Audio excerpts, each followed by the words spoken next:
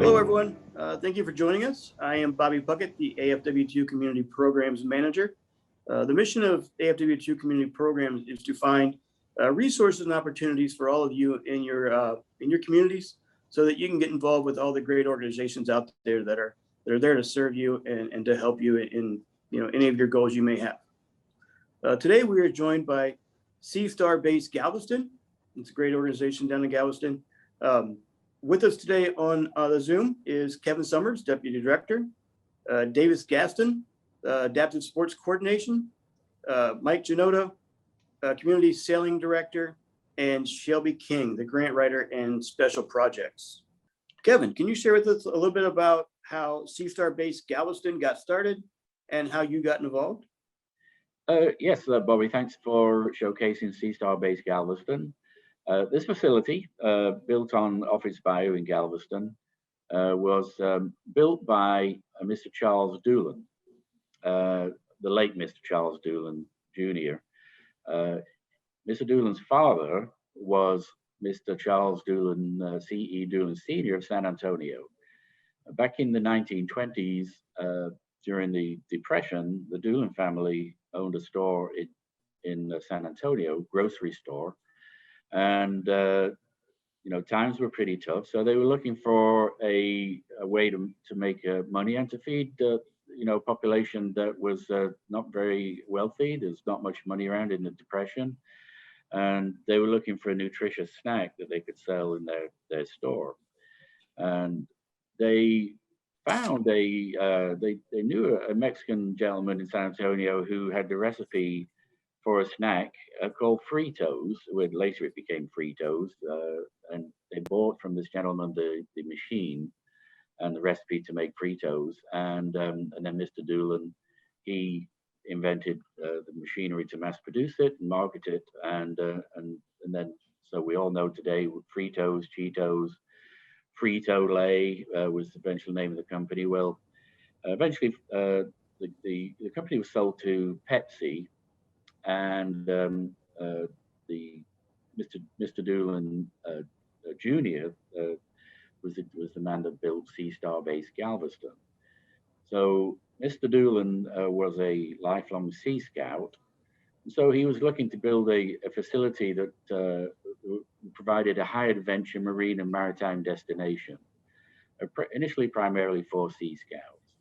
And now the facility does a lot more aquatic education, offers a lot of aquatic education programs, not just to Sea Scouts, but to disabled persons, youth, and disadvantaged at-risk children. How did I get involved here? Well, that's a long story and a familiar story that after 45 years in the maritime related fields, I retired. And that was in 2016, and very quickly realized that the hobbies, my few hobbies that I had, wasn't sufficient to occupy my time, and got pretty bored. So we bought a house on Galveston Island, and so we were passing this facility every few days, and Sea Star Base Galveston perked my interest, so I Googled it to find out what was going on here, and came in one day and offered to be a volunteer here. And I think within an hour, Mike had me already crewing on a schooner out in the bayou. And from there, I came in, worked some boat maintenance, especially during Hurricane Harvey. But really what hooked me in was one of the first programs that I got involved in here was a day camp for Tia Memorial. That's the Texas Institute for Rehab and Research. So Tia Memorial held a camp here called Camp Moran. And this was a camp that provided aquatic programs to the families and patients of Tia Memorial.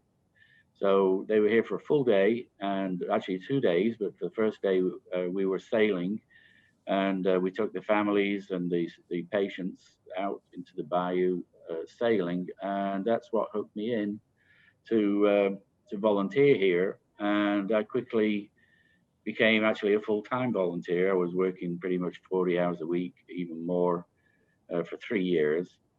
And then during COVID, the lady that that held my position previously had some underlying conditions, and she felt that she was at risk being around the base. So she resigned, and then the management asked me if I would be willing to step in and take over as a deputy director, and that's where here I am today. So in a nutshell, that's how I got to be here at Sea Star Base Galveston. It's a great story, Kevin. I appreciate giving us the background of the family and kind of their intention of getting the organization started. So Kevin, exactly what is the mission of Sea Star Base Galveston, and what locations do you serve? Is it just Galveston area? So the mission originally was directed towards Sea Scouts, but that changed because the Sea Scouts were unable to occupy the facility full time.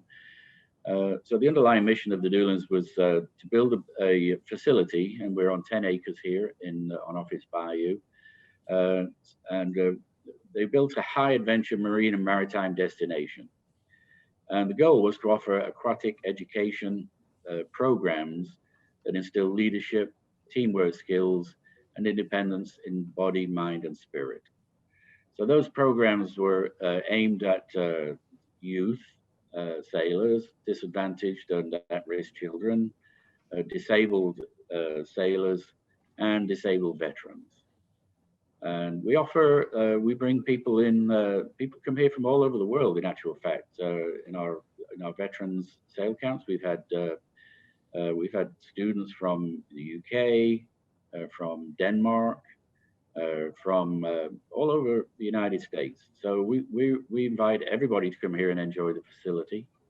And all of our activities are right here in Galveston on the Office Bayou.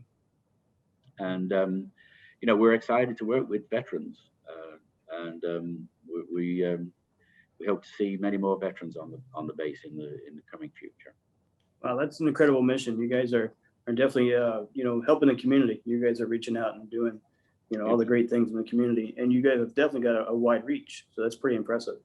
Mike, can you tell us a little bit about how you got involved with Sea Star Base Galveston and the 3 areas that you specifically focus on within your organization? Sure. I got involved with Sea Star Base Galveston back in 2004, over 17 years ago, when Mr. Newlands showed up at my community sailing center down the street. At the time, I had a youth and a community sailing program, and Mr. Newlands had a Sea Scout group up in Dallas. He paid a visit to the island because at the time, and he still does, has a Coast Guard cutter, a small Coast Guard cutter. And he wanted open water access, which of course you can't get in Dallas.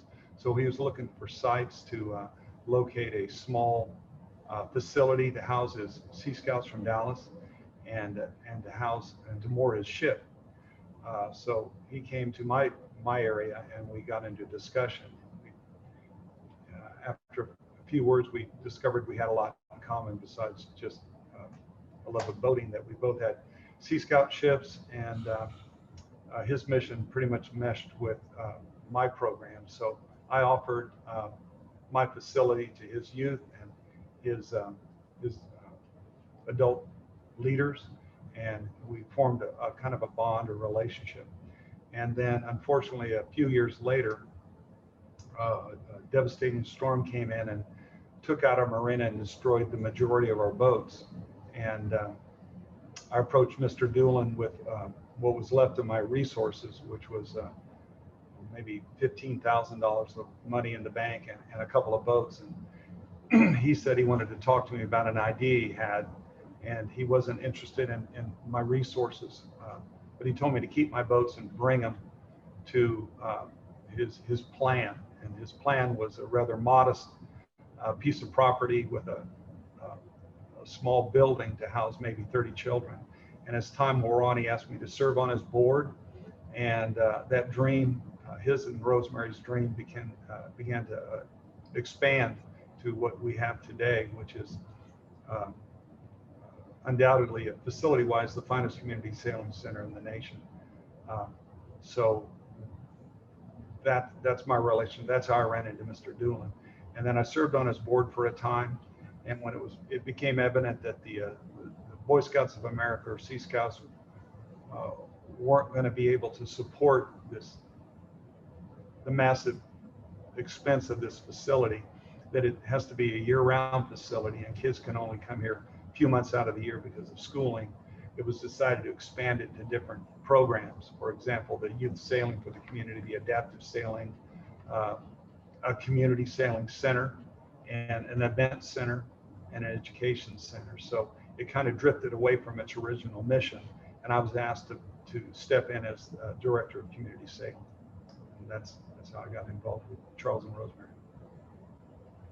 It's pretty impressive. It came from an idea clear up to where you guys are now. That's Yeah, most sailors, quite... if you ask how does one sailor meet another sailor, it's usually on a boat or in a marina or in a bar. But in this case, it was at the sailing center that I built. That's great.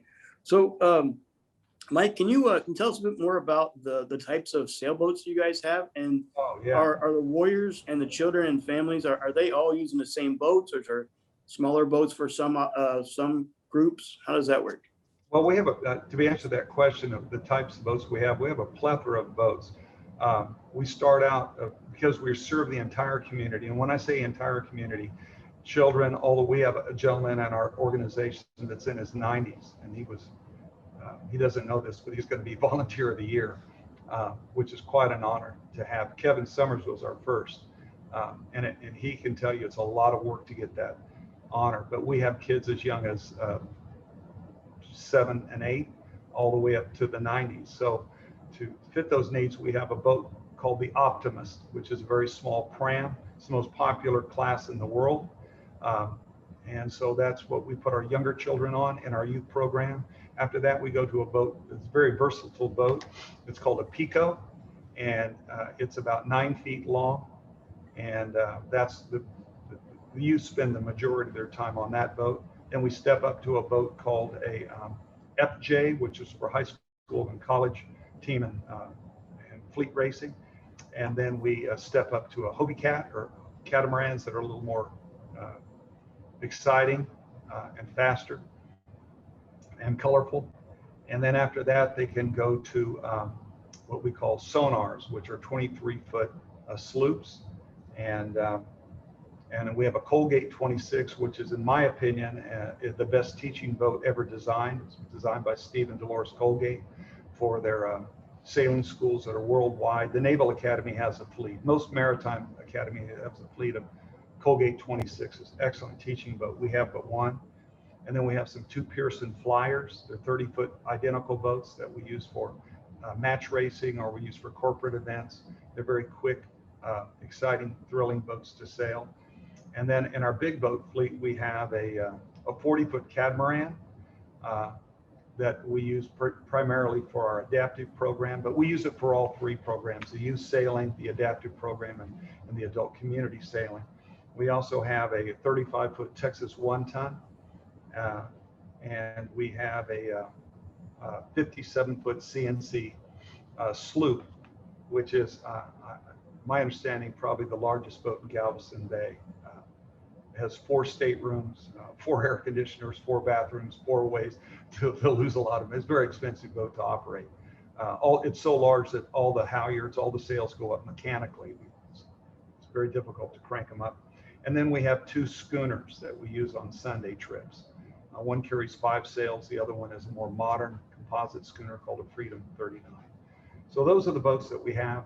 And then we have a plethora of little collection of kayaks that I think we have 18 kayaks. We have some rigid hull inflatable boats that we use for safety boats and for powerboat instruction. And then we have some larger power boats, center console boats ranging from 17 feet up to, I think, 26, 27 feet. Some are single engine, some are twin engine boats.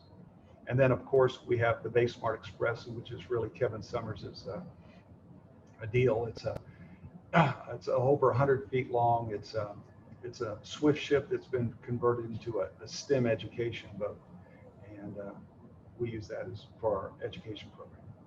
That's our boats. That is a very impressive inventory you guys have. Indeed, You guys can can take, from the very beginners all the way up to those that want to race and continue on in the sailing. So that is impressive. Yeah, and for our adaptive program, we were voted #1. Our program is #1 in the nation. The first year we started the adaptive program, and a lot of that has to do with David Gasson, our adaptive sports coordinator. But also our facility is designed for people with disabilities. So our boats have adaptive equipment. No matter what the malady is, no matter what the condition, we can get you in a boat and we can get you operating it, and we can load you and unload you on a boat with these special lifts. So we're really proud of the effort and energy and the resources that have gone into support the adaptive program. Absolutely. That's very impressive. Up next, we have David. So you guys want to do a switch? Our youth program is really taking off. We run at-risk, after-school at-risk kids 4 days a week. And we, on Saturdays, our own youth members come in, and we've broken them up into 2 groups. There's a morning session, an afternoon session. Beginners are in the morning, the more advanced kids go in the afternoon. And then we have the super advanced kids, I guess you could say, the more experienced kids. I formed a racing group, and they're learning about boat maintenance, boat repair, and then they're racing boats not only up the bay, but offshore as well. So we're excited about the youth program. As you know, the at-risk program I'm extremely proud of is a Saturday program. And David will talk more about that, but we utilize the physical therapists and the occupational therapists at the local university hospital, and they come and work with our injured people to get them on the water. And then our community sailing people, the people that pay their membership dues, can access our boats 7 days a week, and we have a number of courses that they can take from. The youth can take something called Learn to Sail Right. All the classes that we teach are U.S. sailing sanctioned classes. So we're certified to teach the Learn to Sail Right classes, really geared for young kids and dinghies. And then we have something called Basic Keel Boat. It's a 3-day course for those that want to sail larger keel boats and either race or travel. And then we have a wonderful course for those that have their sights set on open ocean sailing and cruising. It's called Charting Plotting course. It's a 2-day course. And then we also have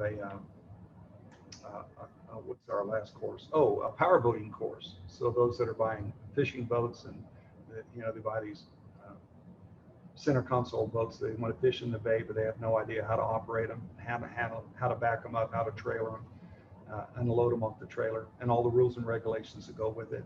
And then the Parks and Wildlife comes in and teaches a boater safety course as well. So we're a boating education center.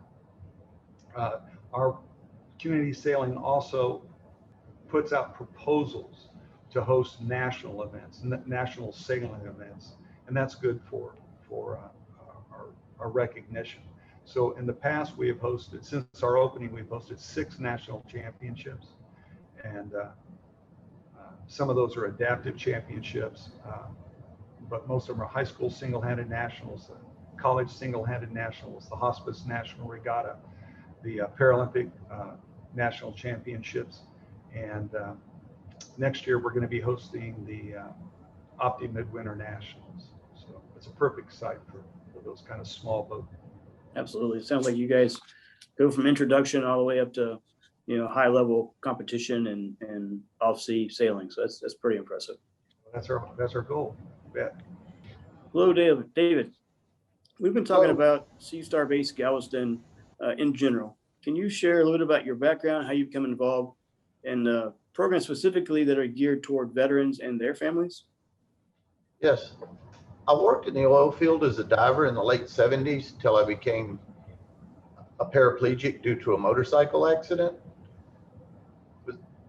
Most of the people that I worked with were either UDT or SEAL. And so working in the oil field like that, I learned how important the team was. And at the time I was injured, your choices of wheelchair sports were kind of basketball or tennis. I was interested in being on the water. So through my able-bodied friends, I found ways to get back on the water doing sports such as sailing, water skiing, fishing, there was always something missing. And in the mid 80s, I met another paraplegic in the Dallas area who was pioneering adaptive fishing tournaments, kayaking, and mountain climbing. And he was one of the first people with a disability I began doing other activities with. And he'd started a nonprofit called Point, which stood for Paraplegics on Independent Nature Trips. So he began bringing people down to my house on Galveston Bay, and I would take them out on my commercial fishing boat. And once I started doing this, I realized the importance of interacting with other people who had suffered similar traumatic injuries and being able to share our similar experiences. And we were able to share challenges, and it was really helped getting back into life. So I began running adaptive programs in this area around Houston, Galveston in the late 80s, and found that seeing the excitement of others gave me even more pleasure than I would have gotten out of the activity myself. This was about the time I became acquainted with Mike Janota through sailing here on Offutt's Bayou, where the base is now located. When the concept of Sea Star Base Galveston came about in 2012, Mike came to me and said the founders wanted to have an all-inclusive sailing program and wanted to know if I was interested. I jumped on the opportunity because I know how important giving veterans a chance to work as a team, share experiences can be for both seen and unseen injuries. And I don't know of any other sport which fits this better than sailing. You have teamwork, competition, and private time sharing with your team, all the things that are needed in the healing process. Definitely. Here at AFW2, we know that, a lot of times the importance is, connecting with others, that have similar physical challenges or similar, injuries that you might have. And then so that kind of the holistic approach, correct? Yes. Absolutely. So during the week-long events for the veterans and their families, what does a typical day look like? And is it all on the water, or is there any socializing afterwards and that kind of thing? There's some of everything. When they arrive, it's kind of like when they arrive at boot camp. They're going to show up here with several people they don't know, not exactly know what to expect, and meet a lot of new people, have a little socialization the first evening they get here. The next morning, we're going to put them in a class for maybe an hour, and then we're going down to rig boats and getting them on the water. And we encourage family to come. They will be involved in some of the activities, and then there will be some of the other activities that the families will share, because we also know it's very important for the families to be able to get together and talk about the issues they're having. So we'll have some sailing classes, swimming, going out into Galveston and things like that for the families themselves. And then when the veterans will get out and they'll do a little bit of sailing, spend that first day of sailing. They'll come in for lunch, and then we'll meet in the classroom again after lunch, go over what we did, talk about what the next set of skills they're going to learn, and get back out on the water again. And then in the evening when they come in, we'll have some dinner, spend some time around the fire pit, and discuss what's going on with what they did during the day, let them share experiences, and just have a good time, relax. And then a couple of the evenings they're going to spend doing fishing. They'll do, one of the days we'll have a little bit of fishing. Part of the day will be taken off to take them out and do some fishing. And then one of the days we have that everybody's involved, we have a barbecue cook-off. We have a bunch of old smoky pits. So we take each of the teams off of the boat, and they compete with each other in this barbecue cook-off. The families are involved, everything else. So the whole time, everything we're doing is about building the teams and letting the families spend time together working with each other and talking with each other and sharing their experiences. That sounds like a great event. We found that, the warrior doesn't truly get a heal unless the family is involved also, right? A lot of times, the family needs the connections just as well as the warriors themselves. So that's great. That's very true. And fortunately, right across from us, we have an amazing facility called Moody Gardens. It's internationally known, as all kinds of different attractions there, a rainforest pyramid, aquarium pyramid. And so we arrange a day that everybody as a family gets to go spend the time over there. And before we've been able to get them to be able to take them back and interact with the penguins in the back and things like that. So we try to get them some kind of special things to do that'll be lifetime memories. Absolutely. It definitely sounds like a lot of fun that week for our warriors and our families. So for our warriors and their families that want to come down and participate, what kind of a cost can they expect to be involved? Well, we were very fortunate this year in Shelby helping us get the VA grant. So the cost to the veterans is negligible. We provide the food, the boats, the housing, and everything is here on site. They don't have to go anywhere for the housing or anything else. So we're able to put 200 heads on beds, but we try to keep these groups no more than about 21 to 24 veterans at one time, so that they have more personal time and it fits the number of boats that we have. So we're using all identical boats because the last day of the camp, they actually have a race. We put on a regatta, and we're hoping by the third or fourth day of the camp that we're taking our safety officers off the boats. So it will be just the veterans sailing the boats, and they will compete in a regatta at the end, and we wrap it all up with an awards dinner on Saturday evening, and just a little bit more time for some camaraderie and a little bit of music and things like that for them. That sounds great. There's nothing like overcoming a challenge or being in a competition that builds those bonds, right?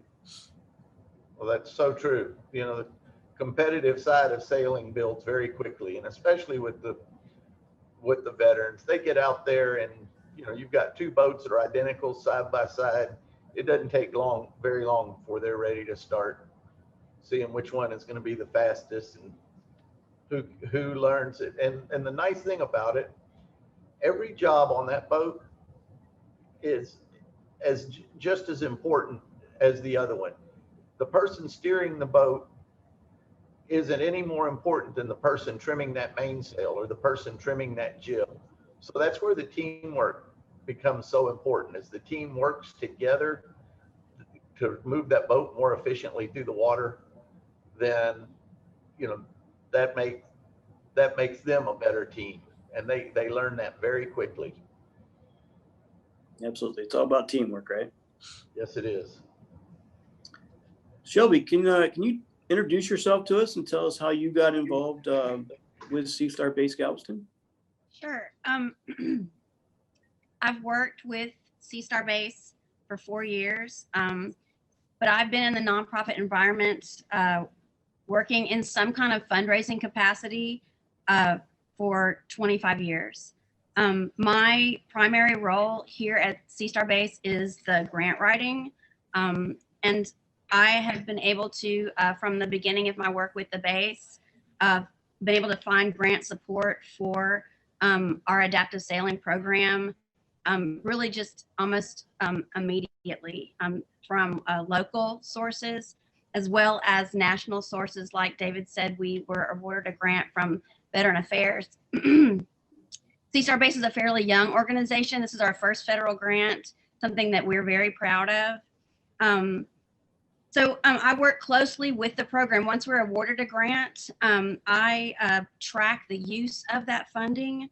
I also work closely with David to track the results, the different ways that our programs are administered, and their successes, because we will report that back to our funders so that they know that the base is a good steward of the investment that they're making with us as a young organization.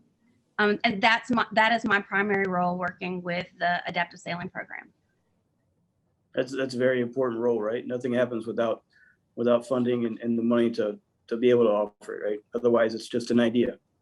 Yes, and the relationships that we have with our funders is very important. So I make sure that as a primary contact, we have strong relationships with our funders so they get to know our program, they get to know our organization, they get to know the directors of our program. So as often as possible, I have them come for a site visit, or we go meet with them, and I'll bring David with me to a meeting with our funders, or I'll bring even Mike Janota with me, or Clement Jardin, who is our youth sailing coordinator, just depending on what the funder is giving us funding to support.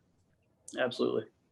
So with the current COVID-19 pandemic, how have you guys been able to put precautions in place to to guarantee that, or to ensure, I guess, we keep that risk at a minimum, and so everybody comes down, they feel comfortable on the boats, right? Yes. I'll tell you, as an organization, we essentially are governed with our sailing program. We are governed by U.S. Sailing, and we follow their protocols very closely. And then we also have a summer camp program and a camping staff, and we cover America Camp Association protocols very closely. So we're governed by two national bodies who dictate what our protocols are for COVID, and we're very rigorous about following what those are. That's great. You can't get too from being right if you get two national governing bodies kind of assisting along the way, right? Exactly. So during the pandemic, have you guys been able to offer any virtual programming or anything in that aspect so people can be involved? Yes, I understand that virtual programming and Zoom is all the rage, and that's how we're speaking with each other right now. But to be honest, sailing is really not an activity that translates to a virtual world. So we're not able to offer a lot of what we excel at virtually. What we are able to do, and this is something that David Gaston encourages all of our participants who come to our boot camps, are going to be encouraged to continue to stay in touch with each other, and social media is a huge part of that. So in terms of the virtual world, we are able to keep very close to our participants on an ongoing basis, even after they leave, because we have such a strong presence on the in social media. That makes sense. You can't replicate being on a sailboat on a computer, right? No way. So Shelby, can you remind us one more time, how our audience can get in contact with you guys and share your website address? Yes, so we are Sea Star Base Galveston. Our web address is www.ssbgalveston.org. And all of our staff contacts are on the website. So if you would like to contact David or Kevin or Mike Janota or even myself, you can find our website. On our website, you can find our email address. You're free to call us as well. Our phone number is on the website as well. Okay, thank you. So we've covered a lot of different topics today. We've kind of jumped around from the very beginning and the mission of Sea Star Base Galveston, all the way up to the funding and the precautions of, during the current pandemic. Is there any topics that you guys feel we may have missed or not covered completely for our audience? I wonder if I might talk about one thing relating to funding. Our adaptive sailing program is funded by a number of sources, including local sources and federal sources, and we use that funding and do our best to make the program as accessible as possible to our participants. So whatever their costs are while they're here at Sea Star Base, we will accommodate any of those costs. So David really explained that nicely in terms of their accommodations and their food and incidentals. But we've also raised funding for travel. So if there are some travel expenses that any of our participants might need to incur, we can support that cost either directly or through reimbursement. And we have funding for travel. We also work collaboratively with organizations such as the Wounded Warrior to find whatever funding our participants might need so that they can participate. And what what that usually will also mean is bureaucratic paperwork, tracking, reporting, and Sea Star Base Galveston, we will take care of any of that kind of bureaucratic background work that would be necessary so that our participants aren't having to have this like little part-time job where they're tracking all of that paperwork. We'll take care of that for our participants as well. That's amazing. I know a lot of times, you know, the big hurdle to participating in a lot of these events and some of these opportunities is the financial burden. So I'm really glad that you brought that up. We do our best to accommodate the finances, and that includes travel. A lot of times travel is going to be the first expense. So we will take care of that, whether it's accommodating the travel up front or reimbursing for the travel. That's very impressive. Thank you. So everyone, I really want to thank you for watching us today. I want to thank Kevin Summers, Davis Gaston, Mike Janota, and Shelby King for again joining us today and just going into depth about what Sea Star Base Galveston is all about and how you all can get involved.